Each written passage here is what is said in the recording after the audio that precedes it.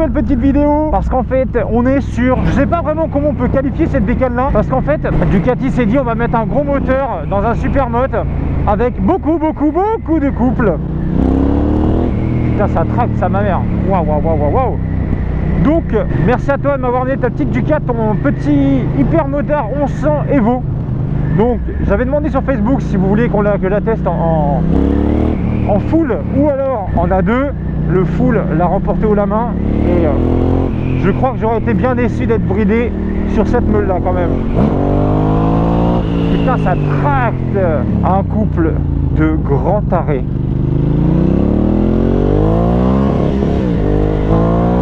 Oh là là. Ingérable. On est sur une meule qui fait 172 kg 172 kg pour 95 chevaux.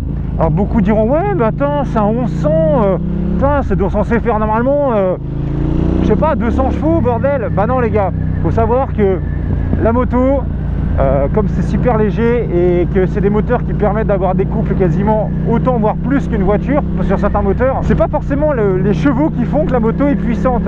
Enfin on ressent qu'il y a de la puissance, c'est vraiment le couple, et le couple c'est ce qui va vous faire allonger les bras, ça je vous le dis tout de suite. Donc 95 chevaux, largement suffisant sur cette meule là. C'est abusé, elle délaisse de l'avant à la moindre ouverture des gaz quoi. Oh là là. Bon, on va essayer l'accélération. Je sais pas pourquoi mais bon attends, je vais mettre vers l'avant parce que sinon ça va être le bordel. Oh là là. Mes bras.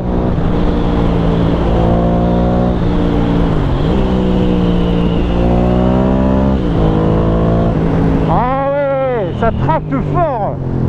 Ça tracte super fort. Dès 3000 même. Oh là là là là. Donc la position de conduite sur ce type de meule là, faut savoir qu'on est sur une moto typée super motard, c'est à dire qu'on a vraiment le dos assez droit. On est un petit peu comme sur un SM mais plus confortable, c'est l'avantage.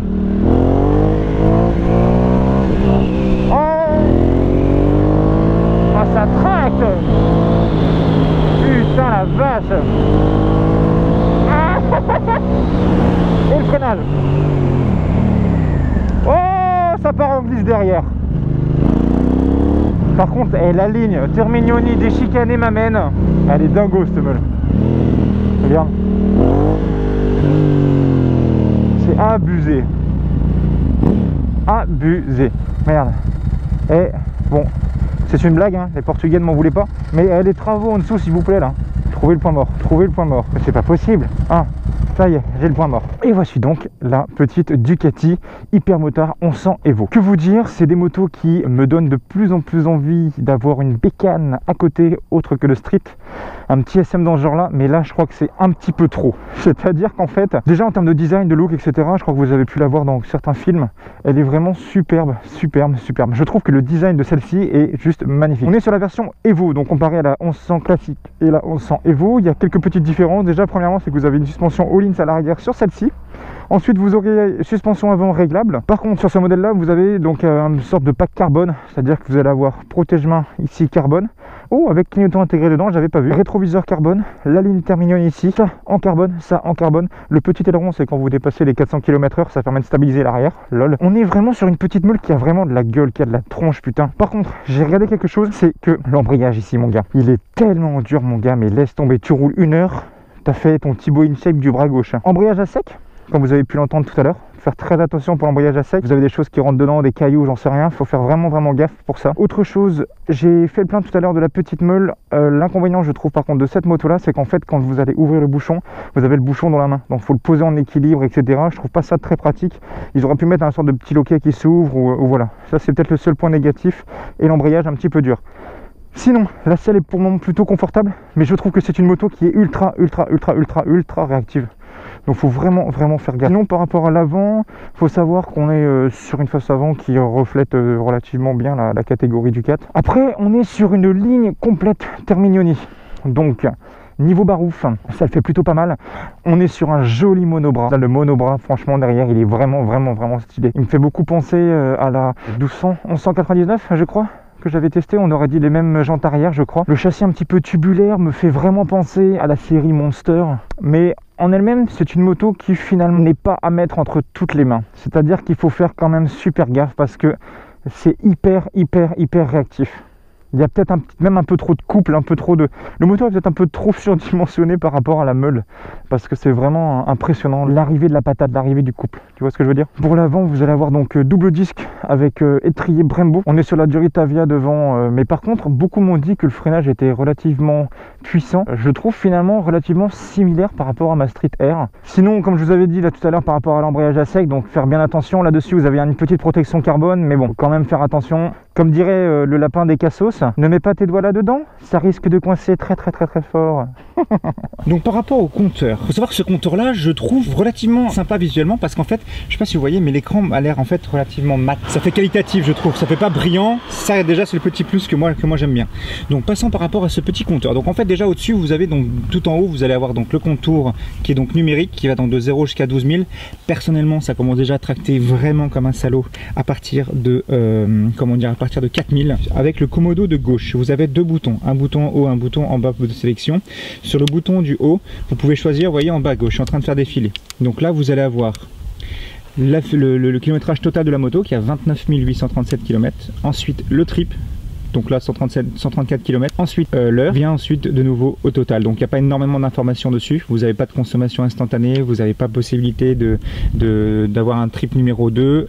C'est relativement simple. Autre chose sur le bouton du bas par contre, en bas vous avez donc la vitesse qui sera donc ici. Puis ensuite le niveau de la batterie qui est à 12,6. Ensuite les RPM en affichage numérique. La fonction lab, donc c'est si jamais vous voulez rouler sur circuit. Sinon par rapport à ce petit compteur là, vous avez aussi donc des petits voyants relativement lumineux en haut qui vous éclairent suffisamment la tronche quand vous roulez. Vous avez donc ici en haut à gauche le petit voyant des clignotants. C'est un voyant seul, c'est-à-dire qu'en fait si jamais vous faites le clignotant gauche ou droite, vous savez pas lequel est mis, donc ça vous éclaire juste un petit voyant qui clignote. Le point neutre, comme vous avez vu, un petit peu galère à trouver, on est sur du Ducat, lol. Le voyant ici moteur, témoin de réserve, vous n'avez pas de jauge à essence, ou alors sinon je l'ai pas vu, mais non, vous avez juste un témoin de réserve, témoin de plein phare et par rapport au témoin d'huile. En plein milieu vous avez une toute petite jauge, c'est la jauge à température du moteur. Voilà ce qui est pour ce petit compteur relativement simple, mais vous avez les informations nécessaires, c'est-à-dire au moins le contour, la vitesse, on met le contact, basta, ça lève.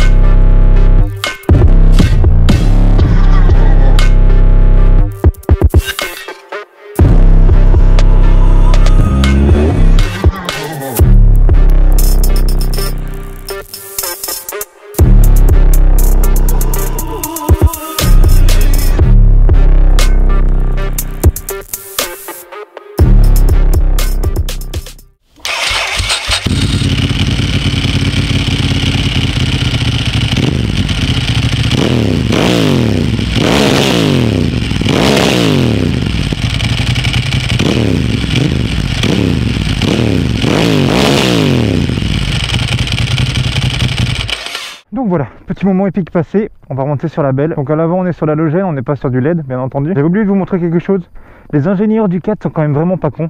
Ça vous voyez là ce qui est ici en carbone qui fait tout le pourtour, ça c'est plutôt pas mal, c'est pour éviter que vous ayez des éjections de graisse sur la jante arrière. Ça c'est plutôt pas con, et là faut prier pour qu'elle démarre, ça démarre.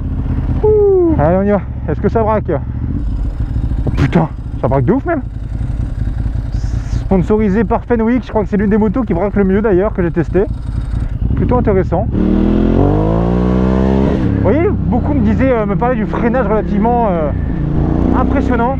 C'est vrai que ça freine, mais il n'y a pas un mordant de dingue. Enfin, le mordant arrive après quoi. Tu vois le freinage à un doigt, je sais pas, j'ai pas l'impression qu'il y a un mordant de fêlé.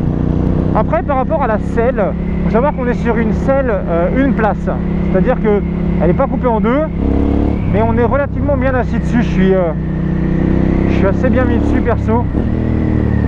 Mais là, le délice de la... Le plaisir de cette meule-là, c'est les courbes, quoi. C'est...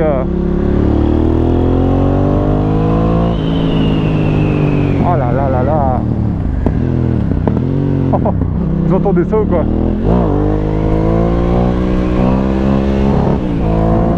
Oh!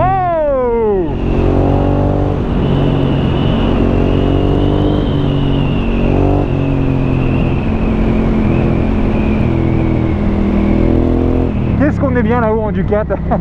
Ça vous procure des sensations de malade. Il y a juste 3 points noirs à mon avis pour cette moto là. Et merde, il y a de la boue, on va éviter de lui dégueulasser. C'est déjà premièrement l'embrayage qui est relativement dur, je trouve. Deuxièmement, ça serait le réservoir. Le fait de venir mettre la clé, de l'enlever, etc. Je trouve pas ça forcément bien. Et autre chose, le point faible, c'est qu'il y a un tout petit réservoir, 12 litres 4 de réservoir.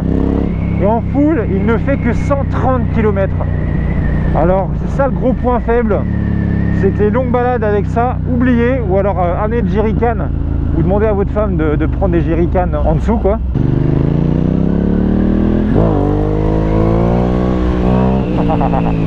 Yes. En deux, elle est sympa à lever. Hein. C'est une machine à courbe, hein. Je vous le dis tout de suite. Hein. Oh là, comme d'habitude, on fait attention, les tracteurs, ils t'ont foutu de la terre partout, m'amène. Oh là là là là là là.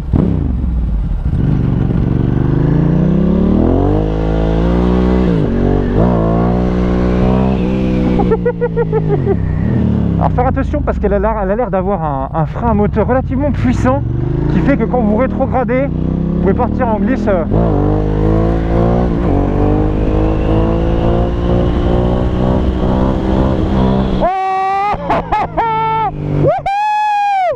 Oh, c'était beau ça! Passage de la 2 et de la 3 en l'air. Ah oui! Oh oui! Oh oui! Oh, je suis content de moi, m'amène. Ah, c'est bon ça! Allez, debout les écureuils.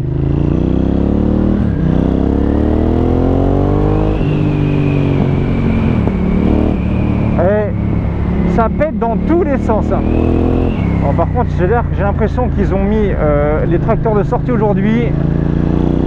Il y a des... Oh, ça pue! Oh mon Dieu! Oh, ça blaire! Oh, que ça blaire! Oh, que ça blaire!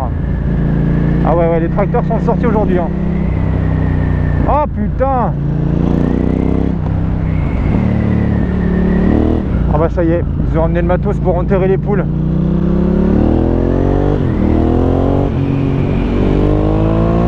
Alors, est-ce que ça levait en 3 à l'axel? En 3 à l'axel sur la bosse, il y a de moyen. Oh oui. Oh génial.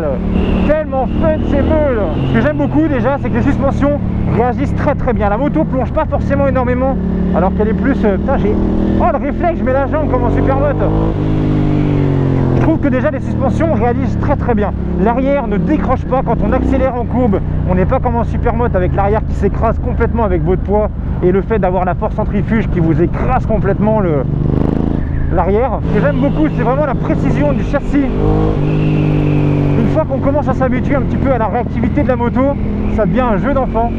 Mais c'est clairement pas à mettre par contre entre toutes les mains. Ça, je le déconseille. À mettre entre quelqu'un d'assez expérimenté parce qu'il y a moyen de se faire vraiment très très peur. En A2, je sais pas vraiment ce que ça peut donner, mais si la réactivité est pareille, ça peut être un peu dangereux pour un novice. Et puis mine de rien, ça reste une grosse moto quand même. Donc faire quand même attention. Hop. L'avantage qu'il y a, c'est que les mecs des travaux publics, vous passez à côté, ils vous font un V avec cette moto là. Wow. Par contre, je sais pas si c'est parce qu'il fait un peu frais, mais j'ai pas l'impression que c'est une moto qui chauffe beaucoup. J'ai la température d'huile qui reste... Oh la vache, c'est quand t'as 4000 filets de gaz. 4000 filets de gaz, regarde. Hey, 4000 filets de gaz. Oh là là.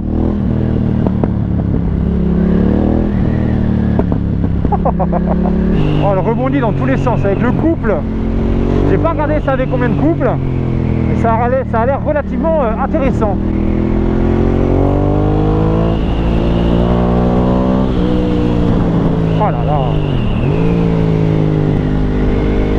Le frein moteur est assez puissant. Il entraîne souvent des blocages de roue arrière quand vous rétrogradez assez fort. Donc tous les motos et motards, moto journal, etc.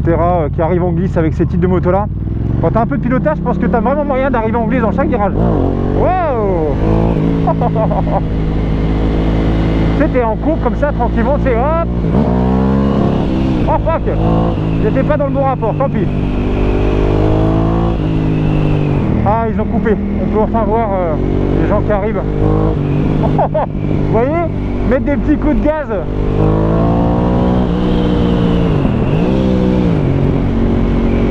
Voilà, il y a de la terre.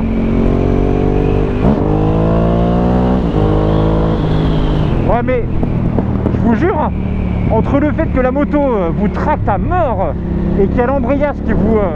tu fais une séance Thibaut InShape pour 2-2. Hein. Et bah putain, franchement, c'est vraiment fun. Il y a du couple, il y a du pétaradement. Calmez-vous derrière, il y a plein de choses qui fait que vous avez le gros smile. Je voulais en fait déjà faire ce test là parce qu'en fait, comme vous le savez un peu, dès que j'aurai les finances, j'aurais bien aimé mettre, comment dire, avoir un petit SM à côté ou alors un hypermotard ou autre.